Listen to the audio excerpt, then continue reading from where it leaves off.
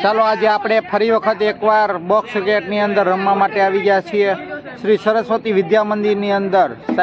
વિજય સાહેબે જેવી રીતે જાહેરાત કરી હતી કે જે વિદ્યાર્થીઓને ત્રીજો અને ચોથા રાઉન્ડની અંદર 10મા ધોરણના વિદ્યાર્થીઓને ત્રીજો અને ચોથા રાઉન્ડની અંદર પરીક્ષાની અંદર જેને માર્ક 70 ઉપર દરેક વિષયની અંદર 70 ઉપર આવશે તે વિદ્યાર્થીઓને બોક્સ ક્રિકેટની અંદર લાવવામાં આવશે. તો આજે આપણે 10-12 વિદ્યાર્થીઓ ભેગા થયા છીએ અને 10-12 વિદ્યાર્થીઓ આપણે બોક્સ ક્રિકેટની અંદર રમવા માટે જ્યારે આવ્યા છીએ, બોક્સ ક્રિકેટની મજા લઈએ છીએ, ત્યારે આપણે પહેલું નિશાંતની પાસે જાણીએ કે બોક્સ ક્રિકેટમાં રમવા માટે આવ્યા છીએ અને કેવી એને મજા આવે છે. ભાઈ બે શબ્દોમાં કે તને કેવી મજા આવે છે? બહુ મજા આવે છે. મજા જ આવે છે ને?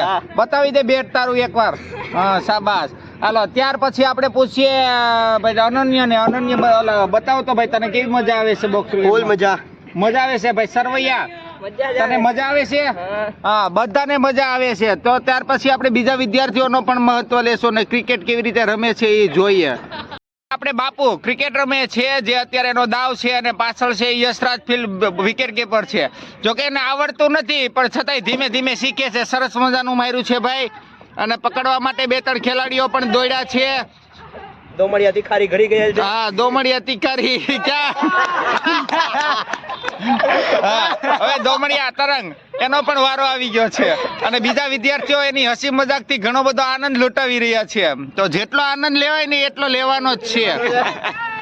વિદ્યાર્થી મિત્રો, તમે જોઈ રહ્યા છો આપણી સામે એક જેટ મયુર સર છે. મયુર સર ને જો કે રમતા નથી આવડતું પણ છતાંય તે હરકે વિદ્યાર્થીઓની સાથે જોડાઈ ગયા છે અને જેટલો આનંદ લૂંટાવાય ને એટલો આનંદ પણ લઈ રહ્યા છે. તો આપણે મયુર સર માટે 2 શબ્દો બોલશે. ભાઈ યશરાજ આવી જા, યશરાજ આવી જા. મયુર સર માટે 2 શબ્દ બોલી દે. અલે ભાઈ તું આપણે બોલી જા ભાઈ. બસ આપણે બોલી. મયુર સર માટે 2 શબ્દ શું તારે કહેવાના થાય છે? જો બોલાય